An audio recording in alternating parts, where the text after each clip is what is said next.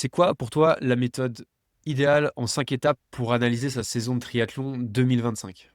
La première étape, c'est de revenir aux objectifs fixés, de savoir s'ils étaient, réalistes, ambitieux, pas assez stimulants.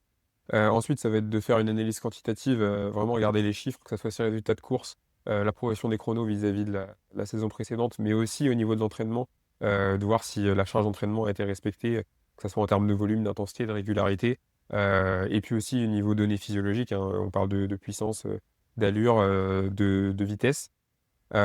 Ensuite, la troisième étape, ça va être d'avoir une analyse plutôt, qualitatif en termes de vécu, que ça soit en termes de nombre de dossards, de gestion des préparations, de ses stratégies de course et puis de faire le point entre, les jours où tout a été correctement et les jours où ça a été plus compliqué.